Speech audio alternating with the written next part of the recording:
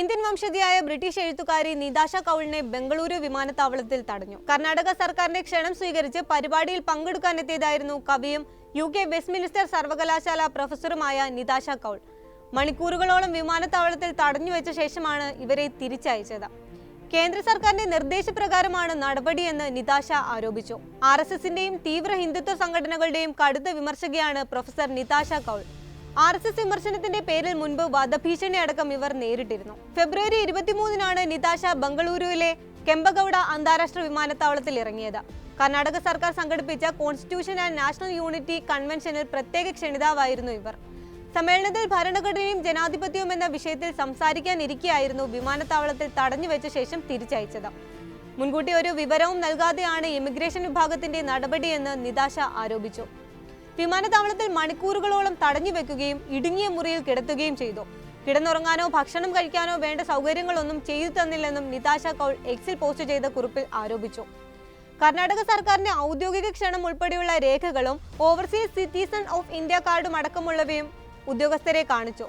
പലതവണ ബന്ധപ്പെട്ടവരെ വിളിച്ചപ്പോഴും കൈമലർത്തുകയായിരുന്നുവെന്നും നിതാഷ പറയുന്നു. ഡൽഹിയിൽ നിന്നുള്ള ഉത്തരവാണെന്നും ഒന്നും ചെയ്യാനാകില്ലെന്നുമാണ് ഉദ്യോഗസ്ഥർ അറിയിച്ചത്. RSSനെതിരെ മുൻപ് നടത്തിയ വിമർശനങ്ങളെക്കുറിച്ച് ഉദ്യോഗസ്ഥർ അനൗപചാരികമായി പരാമർശിച്ചതായും നിതാഷ വെളിപ്പെടുത്തി. 12 മണിക്കൂർ എടുത്താണ് ലണ്ടനിൽ നിന്ന് ബംഗളൂരുവിലെത്തിയത്. 24 മണിക്കൂർ വിമാനത്താവളത്തിൽ തടഞ്ഞുവെച്ചു. മുഴുവൻ സമയം CCTV നിരീക്ഷണത്തിലായിരുന്നു. ഒരു പുതപ്പിനും തലയണയ്ക്കും വേണ്ടി എത്രയോ തവണ ചോദിച്ചിട്ടും തന്നില്ല. 24 മണിക്കൂറിന് ശേഷമായിരുന്നു തിരികെ വിമാനം. 12 മണിക്കൂർ പിന്നെയും യാത്ര ചെയ്താണ് തിരികെ ലണ്ടനിലെത്തിയതെന്നും നിതാഷ പറയുന്നു. UPയിലെ ഗോരഖ്പൂരിൽ കശ്മീരി പണ്ഡിറ്റ് കുടുംബത്തിലാണ് നിതാഷ കൗളിന്റെ ജനനം. 21-ാം വയസ്സിൽ ഉപരിപഠനത്തിനായി ഇംഗ്ലണ്ടിലേക്ക്. പഠനവും ഗവേഷണവുമെല്ലാം ഇംഗ്ലണ്ടിൽ തന്നെയായിരുന്നു. ഇന്റർനാഷണൽ പൊളിറ്റിക്സിലും പൊളിറ്റിക്കൽ ഇക്കോണമിയിലും നിരവധി ലേഖനങ്ങളും പ്രബന്ധങ്ങളും എഴുതിയിട്ടുണ്ട്. ആദ്യ നോവലായ റെസിഡ്യൂ 2009-ലെ മാനേജ് ലിറ്റററി പ്രൈസ് ചുരുക്കപ്പട്ടികയിൽ ഉൾപ്പെട്ടിട്ടുണ്ട്.